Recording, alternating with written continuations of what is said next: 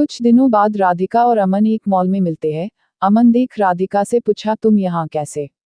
राधिका देखते हुए, बस यूं ही घूमने के लिए आई हूँ, तुम्हारा आज ऑफिस नहीं है जो यहाँ आए हुए हो? अमन ने कहा, आज बस जल्दी काम खत्म हो गया था तो सोचा थोड़ा घूम लूँ। फिर दोनों एक कैफे में गए और बातें करने लगे। राधिका ने अमन से कहा, अपने बारे में बताओगे कुछ?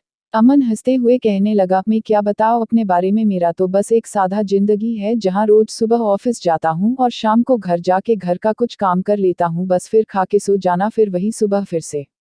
फिर अमन ने पूछा, आप क्या करते हो? ये सुन राधिका हंसने लगी और कहा, मुझे कुछ करने की जरूरत ही नहीं पड़ती, सब बिना कुछ किए ही मिल जाता है, तो क्यों करूंगी मैं कुछ? फिर अमन ने कहा, अच्छा है, फिर तो हम बहुत अलग हुए।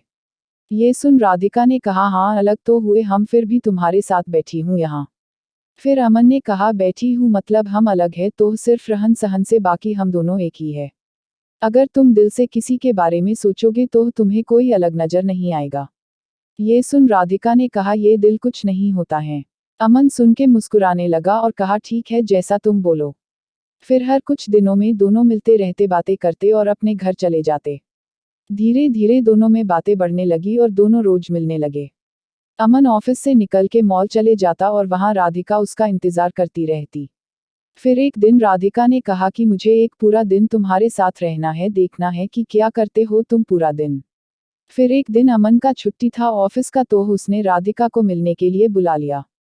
फिर अमन हमेशा की तरह पहले मंदिर गया, फिर वहां से आने के बाद मैदान गया जहां छोटे छोटे बच्चे खेल रहे थे, वहां अमन उनके साथ खेलने लगा। फिर कुछ देर बाद अमन वहां से आश्रम गया जहां वो हमेशा लोगों को खाना खिलाता, उनका कुछ देर देखभाल करता, फिर चले आता। फिर वहां से निकलने के बाद अपने घर आया और अपने माँ को बिठा के घर का बचा हुआ काम खत्म किया। फिर रात हो गई और उसने राधिका को घर छोड़ आया और कहा, ये रहता है मेरा छुट्टी का दिन और यही है मेरी आम जिंदगी, जहाँ जितना हो पता है उतना मैं करने की कोशिश करता हूँ।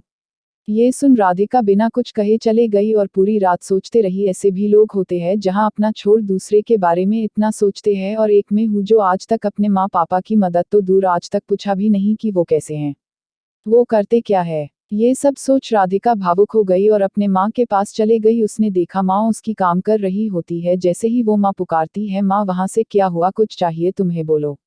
उद्धरण चिन्ह। ये सुन राधिका और भावुक हो गई और माँ को कहते हुए, नहीं कुछ नहीं, बस यूं ही आई थी, और वहां से चले गई। बस वो एक पल था जब राधिका को एहसास हुआ कि सच में दिल से सोचने वाले लोग होते हैं। फिर क्या मानो राधिका की दुनिया ही बदल गई। अगली सुबह वो पापा के पास गई और कहने लगी, आज से मैं भी आपके साथ ऑफिस जाऊंगी, मुझे भी आपके काम का बोझ उठाना है। ये सुन पापा सोच में रह गए कि क्या हो गया मेरी बेटी को, आज इतने सालों बाद अचानक से ये ख्याल कैसे आया, और अंदर ही अंदर खुश भी हो रहे थे कि उनकी बेटी अब बड़ी हो रही है, अपनी जिम्मेदारी समझने की काबिल बन गई है।